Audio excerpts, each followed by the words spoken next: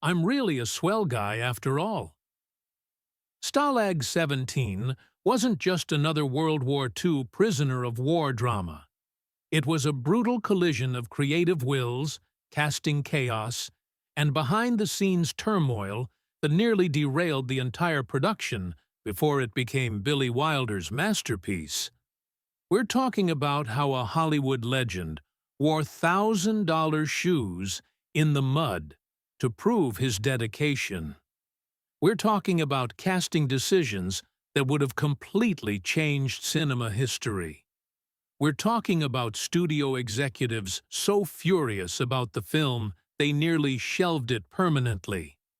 And we're talking about an ending so controversial that even the writer-director-producer couldn't get it right on the first take.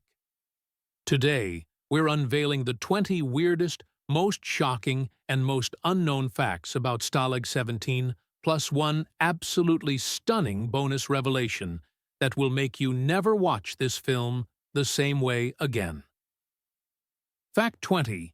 Paramount held the film for over a year because they thought no one wanted to watch a prison camp movie. Billy Wilder completed Stalag XVII in 1952, but Paramount Pictures sat on it. Not for a few months, not for a couple quarters. The studio delayed its theatrical release by over a year, essentially shelf-aging what it had already bankrolled as a potential box office disaster. Here's the brutal calculation. Paramount's executives genuinely believed audiences wouldn't pay for tickets to watch American prisoners confined in a German POW camp. They'd already gambled on Wilder's ace in the hole just 1 year earlier, a cynical masterpiece that audiences absolutely rejected. That film lost money. Lost real money. So when Paramount saw the dailies of Stalag XVII, something dark, something uncomfortable, something that made its soldiers look like flawed, self-interested men rather than patriotic heroes, they panicked. They shelved it. The film only made it to theaters in 1953 when the Korean War ended and American POWs came home. Suddenly, a film about captivity and survival wasn't just entertainment. It was exploitation tied to real headlines. Paramount released it to capitalize on returning soldiers' stories. What audiences got was a $10 million box office success, but the studio's initial refusal to believe in the material speaks volumes about how little faith they had in Wilder's vision from the start. Fact 19. William Holden actually refused the role and had to be forced into it by the studio. William Holden wasn't Wilder's first choice, or his second. Charlton Heston was originally written for the role of Sefton, the cynical black marketeer everyone suspects of betrayal. But as Edwin Blum and Wilder rewrote the script during pre-production, they made Sefton meaner, more selfish, less heroic, everything that didn't fit Heston's clean-cut, morally righteous image. So Wilder pivoted. He went to Kirk Douglas, his star from the infamous flop Ace in the Hole. Douglas, having learned his lesson about Wilder's appetite for cynicism, read the play and flatly rejected it. He later wrote in his autobiography he was dumb for passing one of the biggest mistakes of his career. That's when Wilder, exhausted by his casting failures, approached Holden. Here's where it gets interesting. Holden actually declined the part. He walked out of a Broadway screening of the stage play at the end of the first act, disgusted by the material. He thought Sefton was irredeemable, too selfish, too morally compromised. The studio forced him to take the role anyway, using contractual leverage to make him participate in what he genuinely believed was a bad career move. It's one of cinema's greatest ironies. The actor who won the Academy Award for Best Actor was the one who didn't want to do the film at all. Fact 18. Holden fought with Wilder constantly to make Sefton more likable, and Wilder refused every single time. Once Holden was locked into the role, he became a problem on set. Not in terms of professionalism, but in terms of artistic vision. Holden wanted to add lines that humanized Sefton. He wanted scenes that showed the character's genuine patriotism underneath the cynical exterior. He wanted Sefton to make a speech about hating Nazis. He wanted the character softened, warmed, made more sympathetic to audience sensibilities. Wilder refused, not sometimes, every time. On the first day of shooting, Wilder made an announcement to the entire cast addressed specifically to Holden that the script would be performed exactly as written with zero deviation. No ad-libs, no character rehabilitation, no redemptive speeches. This wasn't Wilder being difficult. This was Wilder protecting the integrity of a character who needed to remain an outsider, a loner, someone viewers couldn't trust, even as they watched. Holden's discomfort with the role created genuine tension on set. He'd been a friendly, lively presence on previous productions. On Stalag XVII, he became withdrawn, irritable, complaining about the noise and pranks among the other actors who'd spent a year together on Broadway. But, as his confidence in the character eventually grew as he stopped fighting Wilder and started embracing Sefton's darkness, he became more at ease, sometimes even playful. That internal conflict, that genuine artistic disagreement, translated into one of the most nuanced performances of his career. Fact 17. A dressing room scandal nearly destroyed Holden's marriage. During principal photography, during an afternoon break in filming, William Holden entertained a young actress in his dressing room. Word traveled fast on a movie set. Later that same day, while shooting one of the climactic scenes in the water tower with Don Taylor, Holden looked down and saw his wife standing on the set with a stricken look on her face. He immediately climbed down from the tower, absolutely certain his marriage was over. He thought she'd somehow discovered about the dressing room incident. His heart stopped. He prepared himself for confrontation, for accusations, for the possibility that his infidelity had just imploded his personal life on the very location where he was trying to deliver an Oscar-caliber performance.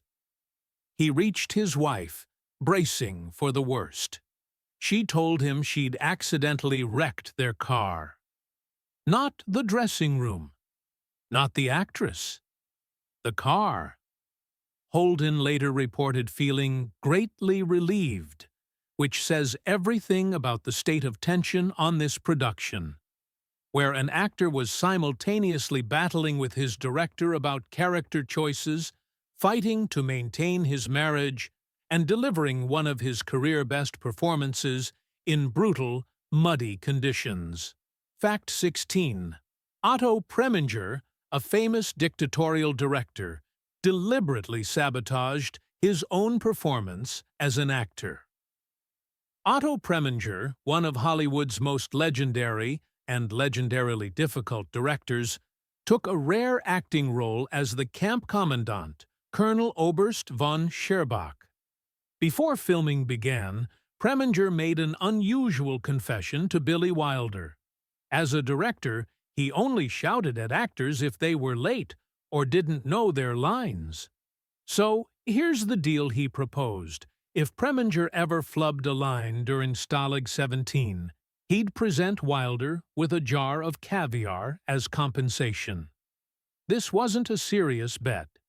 It was Preminger admitting he expected to mess up, but it was also him establishing clear boundaries about how he'd behave on another man's set. Wilder later told interviewers that Preminger went through so many takes, forgot so many lines, that Wilder accumulated dozens of jars of caviar. Think about that. One of cinema's most perfectionist, controlling directors was deliberately sabotaging his own performance, turn after turn, jar after jar, because he refused to be vulnerable in front of a camera. He was so used to commanding sets, making other people do takes, that being the one under scrutiny created a psychological block so profound he couldn't stop flubbing. The result? An oddly mannered, sometimes stilted performance that somehow works perfectly for a Nazi commandant who's supposed to feel theatrical and dangerous. Preminger's neurosis became the character. Fact 15. The film was shot in sequence, an extraordinarily expensive and unusual practice for Hollywood.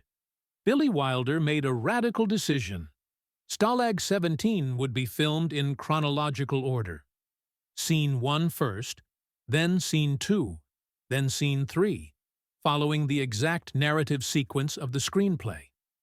This is monumentally expensive and time-consuming. Studios typically shoot films based on locations and actor availability, not story order. You film all the scenes at a warehouse first, then move to the beach, then to the interior sets. You don't care if you're shooting the ending before the beginning. Chronological shooting maximizes costs. But Wilder knew something. If the actors experienced the story in order, their performances would have authenticity. They'd genuinely discover things about their characters. Their emotional responses wouldn't be predetermined by knowing what comes next. The cast members later claimed, and this is debated, that they didn't even know the identity of the informant until the last 3 days of shooting. Think about it. Filming in sequence across months, gradually discovering who the traitor is, gradually building suspicion and paranoia, just like their characters. Robert Strauss, who'd played Animal in the Broadway production, genuinely experienced the emotional arc his character would.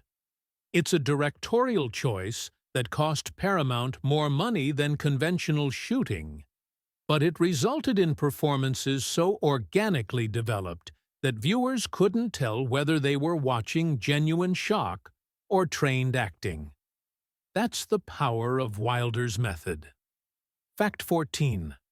Paramount executives were so angry about the grubby, dirty appearance of the actors that they demanded Wilder clean up the production. The Paramount executives who visited the Calabasas location saw American soldiers covered in mud, unshaven, exhausted, looking nothing like the heroic figures they expected. These executives wanted clean faces, combed hair, uniforms that looked pressed despite being in a prison camp. They wanted sanitized patriotism. Wilder refused. This wasn't just about artistic integrity.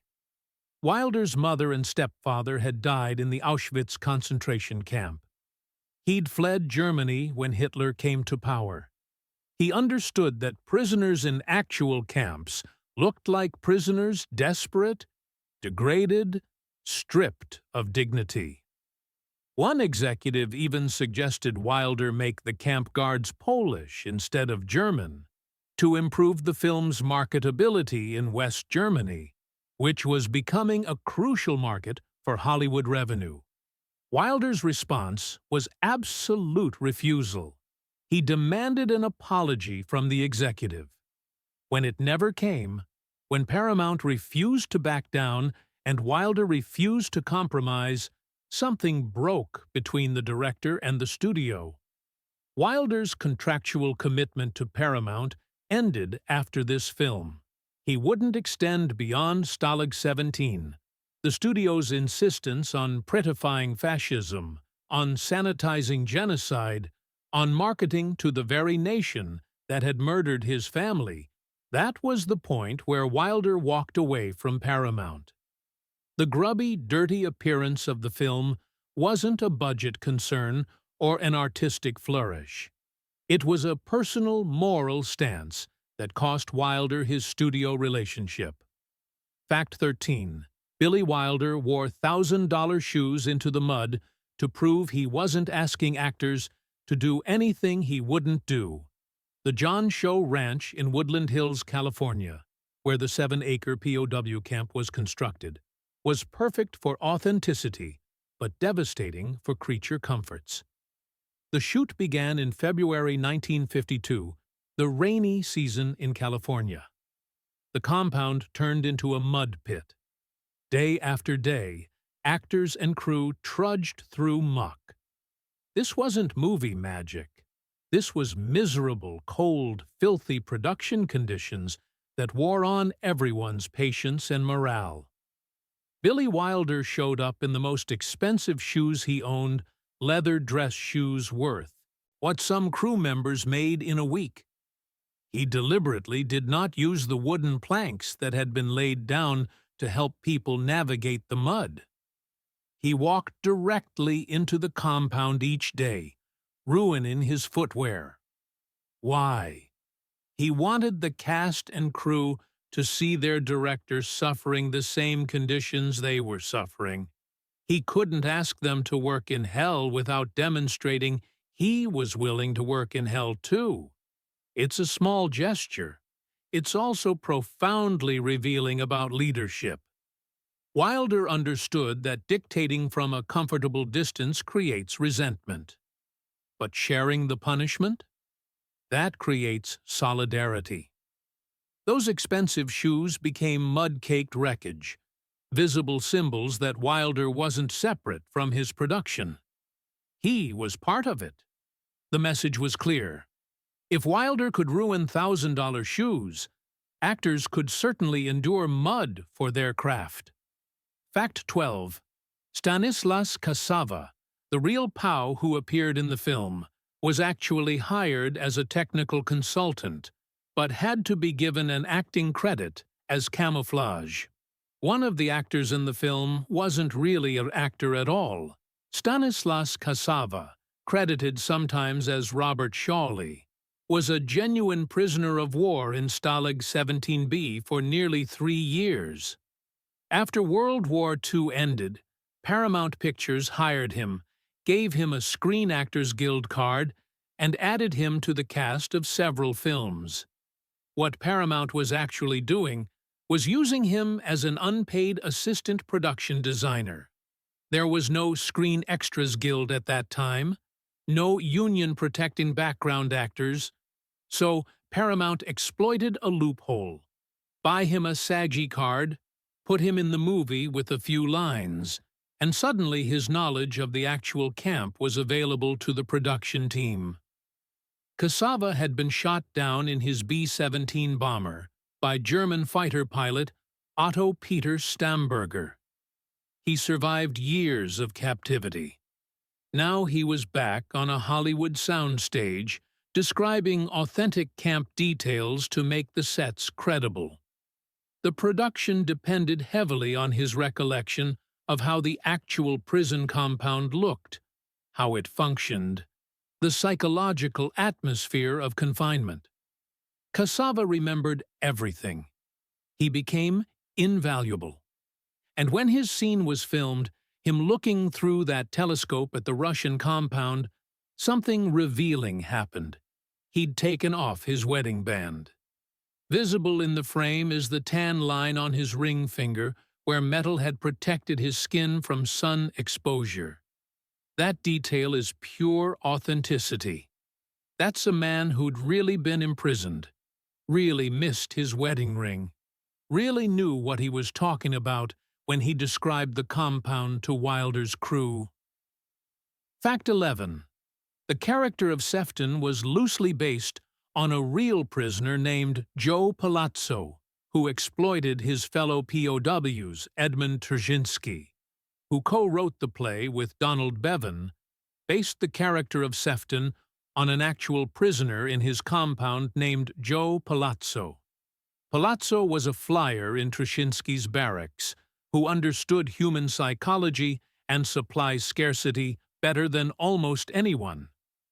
While other prisoners focused on escape plans and survival, Palazzo created black market opportunities.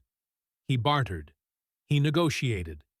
He found ways to acquire luxury cigarettes, alcohol, food, and trade them for information, favors, and influence.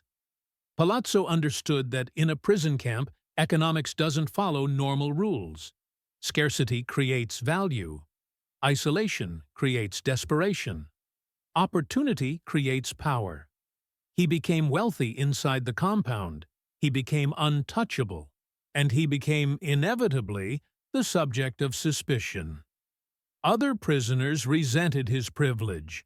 They questioned his methods. They wondered if he was collaborating with the Germans. He wasn't, but his willingness to profit from captivity made him the perfect villain in a narrative about loyalty and betrayal. Tuschinski turned that complex, morally ambiguous real person into Sefton, and Wilder deepened that ambiguity on screen. What's remarkable is that the film never lets audiences off the hook about Sefton's character. Even after we learn he's not the informant, we understand he's still selfish, still opportunistic, still operating under his own code. That's because Palazzo was actually like that, neither hero nor villain, just a survivor using whatever tools were available to him. Fact 10. The studio's accounting department subtracted losses from Wilder's previous film from his Stalag XVII profits, leaving him with almost nothing. Stalag XVII was a massive commercial success. By January 1954, it had earned $3.3 million in theatrical rentals. Within a year, it had made over $10 million at the box office. For a 1953 film, that was extraordinary. Billy Wilder had delivered a masterpiece that audiences loved and critics praised. Bosley Crowther called it Cracker Jack movie entertainment. The film was nominated for 3 Academy Awards. It won 1 Best Actor for William Holden. Wilder received a Best Director nomination. Everything should have been celebration. Instead, Paramount's accounting department delivered devastating news to their director-producer. Wilder's previous film, Ace in the Hole, had lost money. Significant money. The studio's calculation was clear. Subtract the Ace in the Hole losses from the Stalag XVII profits, and Wilder's share evaporated. He made nothing. A hit film, critical acclaim, an Oscar-winning performance, and the studio's creative mathematics erased his compensation. That's not just corporate ruthlessness. That's a violation of the implicit deal between director and studio. Wilder hadn't argued about doing Stalag XVII his way. He'd fought every executive, stood his ground on every creative choice, and delivered results.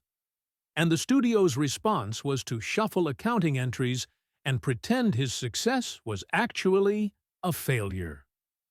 Wilder never extended his contract beyond this film. He left Paramount. That accounting decision cost Paramount their relationship with one of cinema's greatest directors, not because of artistic disagreement, but because of financial betrayal. Fact 9. William Holden won the Oscar but genuinely believed he didn't deserve it.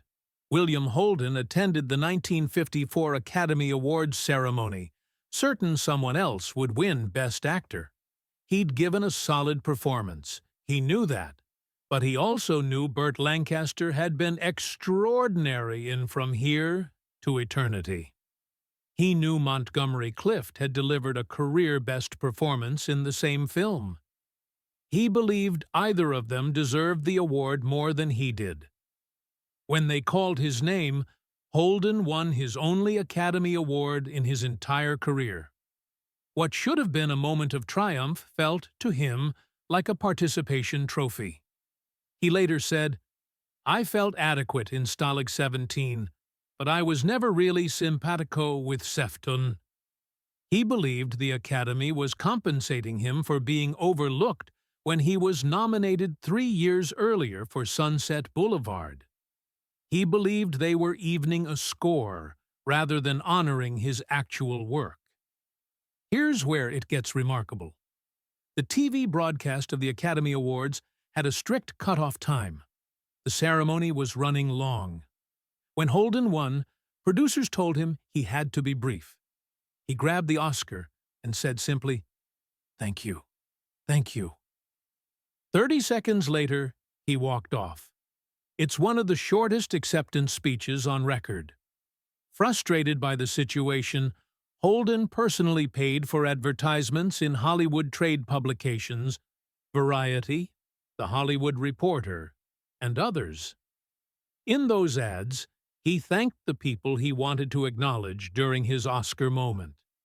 He did his thank yous in print because he didn't get to do them on television. That says everything about Holden's character. He felt obligation to acknowledge people, and when the system prevented him from doing that, he found another way. He paid his own money to do what he believed was the right thing. Fact 8. Holden's wife showed up on set during the water tower scene and nearly caused a marital meltdown. The marriage almost ended twice during production. The second incident is almost absurd in retrospect. Holden was filming that climactic water tower scene with Don Taylor. It's tense. It's intimate. Two characters confronting truth while standing in vulnerability. Holden is focused, performing, completely in the moment. Then he looks down and sees his wife on the ground below the tower, and her expression is devastated. Their eyes meet. Holden's stomach drops. He's certain, absolutely certain, that she's discovered about the actress in the dressing room. He climbs down from the tower convinced his marriage is finished. His affair has been exposed. His infidelity is about to explode publicly. He's rehearsed the conversation in his head before he reaches solid ground. She tells him she wrecked their car. The shock of relief is almost comical. Here's the wife appearing at the location shoot, obviously upset about something, and Holden's first assumption is sexual betrayal rather than automotive accident. That speaks to the guilt he was carrying. That speaks to his awareness that he'd done something that deserved consequences. That speaks to the pressure he was under on this production pressure that manifested in the infidelity, in his resistance to the character, in his withdrawal from the cast and crew. The Stalag XVII production didn't just stress the narrative about captivity and suspicion. It created genuine psychological stress for the actor carrying the film. Fact 7. Robert Strauss was initially replaced after the first actor playing Animal didn't fit the part. Robert Strauss recreated his Broadway role as the slobbish Betty Grable-obsessed Animal Kuzawa. But here's what happened. The actor originally cast in the role another performer who'd been hired for the opening days of shooting wasn't working. He wasn't finding the comedy. He wasn't connecting with Harvey Lembeck. He wasn't delivering the laughs that Wilder needed. So Wilder made a decision: fire him and bring in Strauss, who'd proven on stage that he understood the character's rhythm. Strauss was then nominated for Best Supporting Actor at the Academy Awards, a career-defining moment for an actor who'd spent years in obscurity. The irony is that Strauss and Lembeck, despite being comedy partners on screen, didn't get along during production. Lembeck felt Strauss was getting all the laughs, which was technically true. Strauss had the more memorable role, the more quotable lines, the more sympathetic character arc. Lembeck was the wisecracking buddy, But Strauss was the guy audiences wanted to protect and love. That professional tension between two performers who'd been together in the Broadway production for over 470 performances translated into scenes that crackle with competitive energy. You can almost feel Lembeck trying to out-funny Strauss, and Strauss refusing to cede territory. That friction, that genuine resentment about who's getting laughs, somehow becomes dynamite on screen. Fact 6. Peter Graves, who played the security chief, later became famous for a completely different career path that surprised everyone. Peter Graves appears in Stalag XVII as Sergeant Frank Price, the Barracks security chief, the blonde-haired, blue-eyed, all-American type, whose clean appearance contrasts with everyone else's degradation. Graves delivers a solid performance, nothing flashy, nothing that screams future stardom.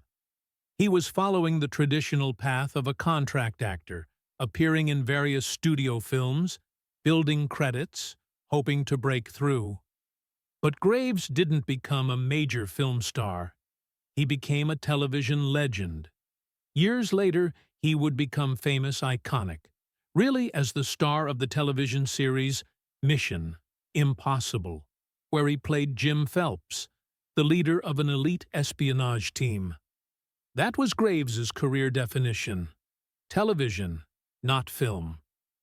Stalag XVII represents a moment where a talented actor appeared in one of the era's significant films, but that film wasn't the path to his greatest success.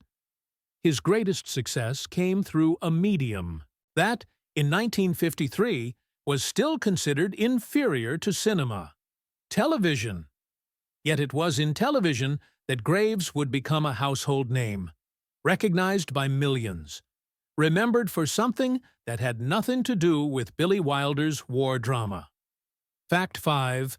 Gil Stratton, who played the narrator and Sefton's only friend, became a prominent sports broadcaster instead of a movie star.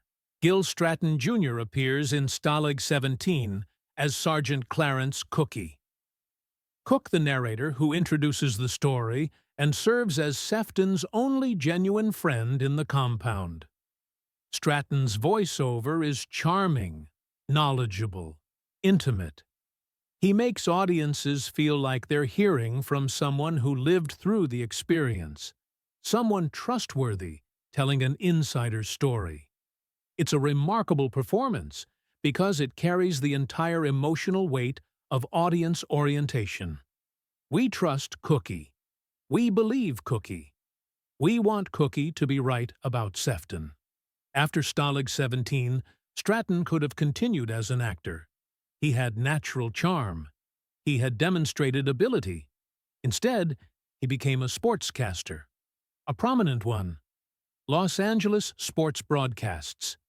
That became his career. Stratton is remembered by the broadcasting community, not by cinema. Stalag XVII is a footnote to his professional life, not its definition. What's interesting is that his narrator performance, his ability to speak directly, to create intimacy, to make audiences believe in his perspective, translated perfectly into broadcast journalism. That voice, that credibility, that narrative authority found its true home not in dramatic performance, but in sports reporting. Fact 4. The author of the play appears in the film as a prisoner receiving a Dear John letter, completely unaware of the irony. Edmund Tuschinski, who co-wrote the play based on his experiences as a prisoner in Stalag XVII-B, appears in the film as a prisoner who receives a letter from his wife. The letter claims she found a baby on her doorstep that just happened to look like her. Obviously, to everyone except the prisoner, the wife is confessing that she's committed infidelity. She's cheating on him. She's signaling her unfaithfulness through the most transparent story imaginable. It's supposed to be tragic comedy. The prisoner doesn't see it. He believes her. He believes the coincidence. He's so isolated, so desperate for connection, that he accepts an obviously false narrative rather than face abandonment. Turchinsky plays this prisoner. Turchinsky, who had actually lived in a camp, who actually understood captivity's psychological dimensions, who actually knew how isolation distorts judgment. Casting the playwright in this specific role, having him perform the tragedy of misplaced trust, the blindness that captivity creates adds a layer of authenticity no regular actor could provide. The irony isn't just textual, it's autobiographical. Turchinsky is portraying something he'd either experienced or witnessed during his actual captivity. Fact 3. The production design. Consultant was a real POW who'd been imprisoned for 3 years and escaped his previous film contracts.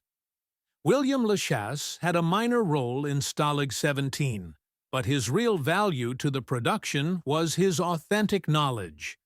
He was shot down in his B-17 bomber by German Messerschmitt fighter pilot Otto Peter Stamberger. He spent nearly 3 years as a prisoner in German camps. After liberation, Paramount hired him, gave him a Screen Actors Guild card, and added him to their contract roster. For years, he appeared in various Paramount films, usually with just a few lines, sometimes uncredited. His actual function was as an assistant production designer on multiple productions. The studio essentially created a fake acting career to provide cover for his real work, advising on historical accuracy. So Lachasse appears in Stalag XVII with these few lines, but what we're actually seeing is an authentic prisoner of war who lived the experience the film depicts. His perspective informed set construction, spacing, the psychological atmosphere of confinement. His presence on set was a living connection to the actual reality Wilder was trying to capture. Fact 2. Otto Preminger, a legendary director, deliberately kept his performance amateurish by constantly forgetting his lines. Otto Preminger's presence in Stalag XVII is unusual. Preminger was legendary as a director, famous, notorious even, for being brutally demanding of his actors. He was known for his complete control over every aspect of production. So when he accepted an acting role, one of very few acting credits in his entire career, he brought his directorial psychology onto the set, but as a performer. And his psychological hang-up was profound. He couldn't be controlled by another director. He couldn't allow Billy Wilder to direct him the way Wilder directed other actors. So Preminger created a psychological escape hatch. He kept forgetting his lines. Take after take after take, Preminger would flub dialogue. Wilder would say, "Cut," and they'd go again. Preminger would blow it again. This happened repeatedly. Preminger and Wilder made a joke about it, the caviar jar bet, but it was actually a power move. By consistently forgetting lines, Preminger maintained plausible deniability for a weak performance. He could blame his acting on his own fallibility rather than accepting direction. He couldn't be manipulated by a brilliant director if he was too busy apologizing for his memory lapses. The result is a commandant who seems oddly mannered, sometimes stiff, sometimes theatrical. That oddness works for the character, but it's rooted in Preminger's inability to fully surrender to Wilder's vision. Fact 1. The film inspired Hogan's Heroes, but the original playwright sued CBS for plagiarism because the network rejected his own TV pitch. In 1963, Edmund Turchinsky and Donald Bevan, the original playwrights whose experiences as prisoners formed the foundation of Stalag XVII, submitted a proposal to CBS for a television series based on their play. The network rejected it. Then, a year or so later, CBS launched Hogan's Heroes, starring Bob Crane, with virtually identical premise and characters.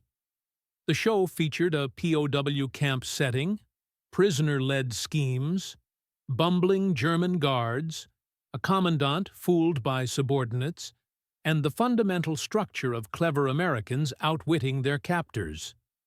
Trzcinski and Bevan watched their rejected concept become one of the most successful television series of the 1960s and 1970s. They had no choice but to sue.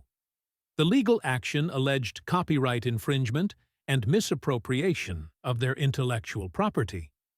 The case went to federal court. CBS fought back. The lawsuit became a classic example of Hollywood's legal ambiguity. Where does inspiration end and theft begin? If you submit an idea to a studio or network, do you own it? Can they reject it and then use elements they've independently developed? What's the difference between influenced by and stolen from? The final disposition of the lawsuit was never publicly disclosed. It was settled with an undisclosed agreement, which typically means both sides agreed to silence.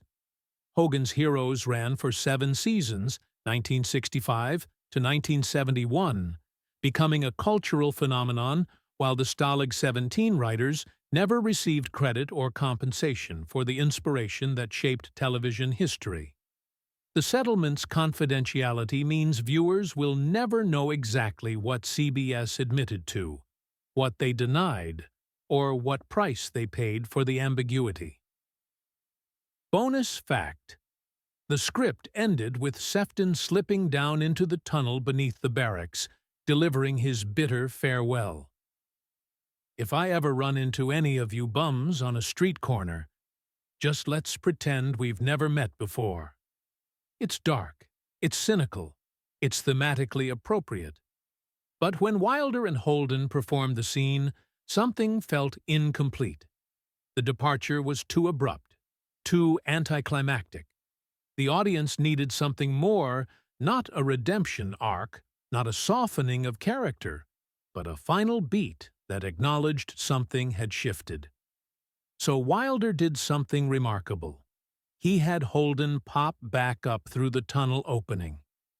Holden emerges briefly, smiles at the men who'd beaten him, who'd suspected him, who'd rejected him.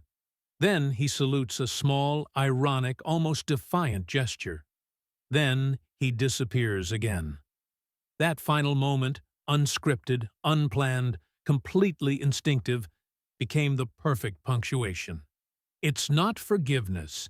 It's not reconciliation. It's acknowledgement. It's the moment where Sefton reveals that beneath all the cynicism, beneath all the self-interest, there was genuine patriotism, genuine connection to his fellow prisoners. That moment exists because Wilder was willing to deviate from the script at the last possible moment.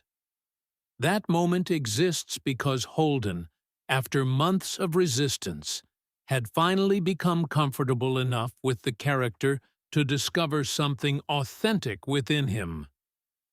Did this script reveal something about Stalag XVII you'd never considered? Drop your thoughts in the comments. Hit subscribe so you never miss these deep dives into classic Hollywood chaos. And let me know which production story shocked you most. Because the films we love are built on stories far more complicated than the narratives they contain. See you in the next one.